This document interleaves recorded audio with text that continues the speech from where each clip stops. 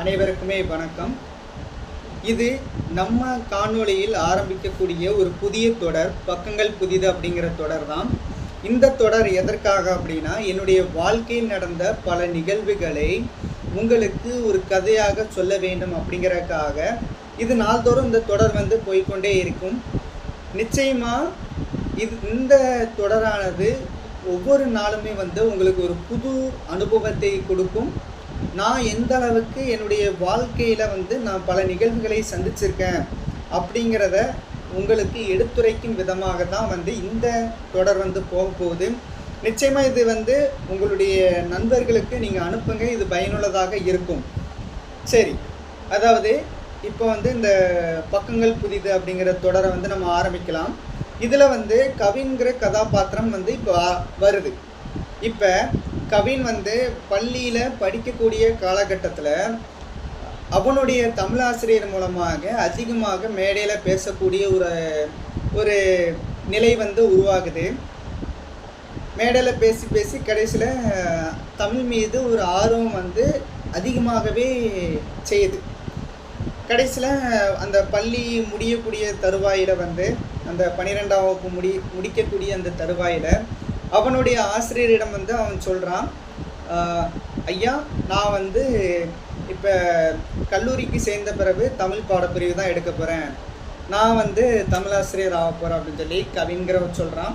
இப்போ அவனுடைய தமிழாசிரியர் வேண்டாப்பா, ரொம்ப கஷ்டப்படுவேன், ரொம்ப கஷ்டமான வேலை அப்படின்னு சொல்லி அவனுடைய அந்த தமிழாசிரியர் சொன்ன போதிலும் கூட அவன் இல்லை ஐயா, நான் கண்டிப்பாக எடுப்பேன் அப்படின்னு சொல்லி தன்னுடைய முடிவில் தீர்மானமாக இருந்து இப்போ கல்லூரியில் அதாவது திருநெல்வேலியில் தான் அவனுடைய தந்தையார் பிறந்த ஊர். கடைசியில் திருநெல்வேலியில் 2 கல்லூரிகளை அந்த பாடப்பிரிவுக்கு பதிகிறான். ஒரு கல்லூரியில் அந்த தமிழ் இல்லை, இன்னொரு கல்லூரியில் தமிழ் இருக்குது. சரி, ஒரு கல்லூரியில் இங்கிலீஷ்க்கு போட்டுட்டு இன்னொரு கல்லூரியில் தமிழுக்கும் இங்கிலீஷ்க்கும் சேர்த்து போடுறான்.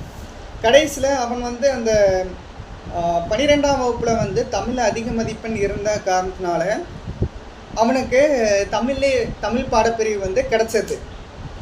கடைசியில் நாள்தோறும் அவனுடைய வாழ்க்கை ஓடிக்கொண்டே இருக்கின்றது. ஆனால் அவன் என்ன அப்படின்னா, இந்த வயது காலகட்டத்தில் மாணவர்கள் என்ன யோசிப்பாங்களோ அதே தான் யோசிக்கிறான்.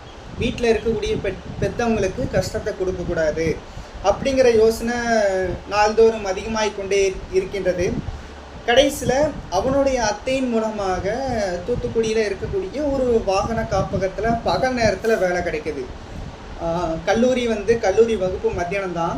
இப்போ பகல் நேரத்தில் அந்த கிடைக்கக்கூடிய அந்த காலையில் ஒரு 7 மணிலேருந்து 11 மணி வரைக்கும் வேலை முடிஞ்சு அவனுடைய அத்தையும் அதே இடத்துல வேலை பார்க்குறதுனால இப்போ வேலை முடிஞ்சு கடைசியில் அந்த வேலை பார்த்த டைமுக்குரிய ஒரு 100 ரூபாய் தொகை வரும்.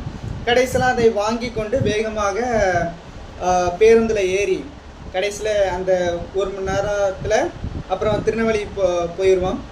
போயிட்டு கடைசியில் திருநெல்வேலி அங்கே காலேஜுக்கு போன உடனே அவன் முதல்ல போகக்கூடிய இடம் நூலகம்தான். அதாவது அவனுக்கு அந்த கல்லூரி அந்த காலகட்டத்தில் அதிகமாக நூல்கள் வாசிக்கக்கூடிய ஒரு ஆர்வம். அவன் அந்த கல்லூரிக்குள்ளே நுழைஞ்ச உடனே போகக்கூடிய இடம் நூலகம்தான். நூலகத்தில் போய் கொஞ்ச நேரம் படிச்சுட்டு கடைசியில் அங்கே கல்லூரியில் இருக்கக்கூடிய அந்த கேண்டீனில் போய் சாப்பிட்டுட்டு சாப்பிட்றதுக்கே கொஞ்சம் நேரம் ஆயிரும். அந்த சாப்பாடுமே அந்த கல்லூரி நிர்வாகம் அந்த கஷ்டப்படக்கூடியவங்க அப்படிங்கிற ஒரு பிரிவில் வழங்கக்கூடிய அந்த சாப்பாடு தான்.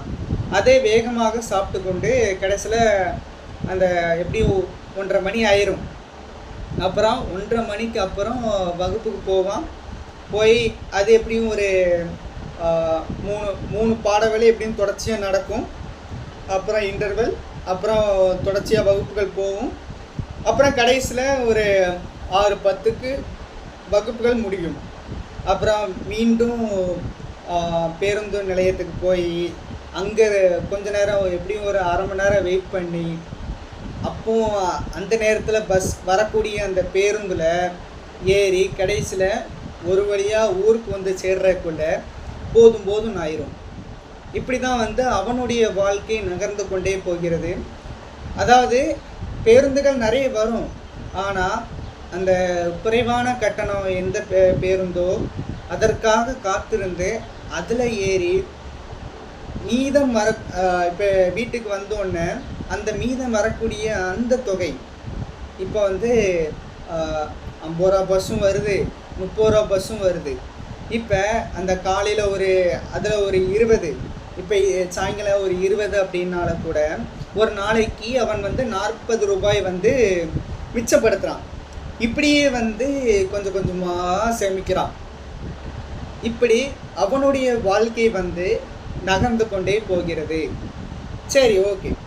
அடுத்தது இவனுடைய கல்லூரி வாழ்க்கையை வந்து ஆரம்பத்தில் சொல்லிட்டேனே, பள்ளி வாழ்க்கை வந்து எந்த அளவுக்கு இருந்திருக்கும் அப்படிங்கிறது நம்ம சிந்திக்கக்கூடியது.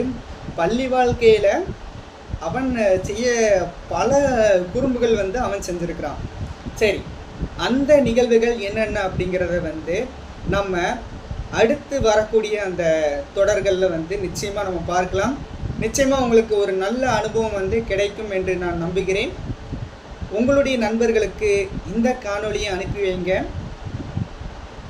நிச்சயமாக எனக்கு நீங்கள் ஆதரவு கொடுப்பீங்க அப்படின்னு சொல்லி நம்புகிறேன். நன்றி, வணக்கம். மீண்டும் அடுத்த காணொளியில் சந்திப்போம்.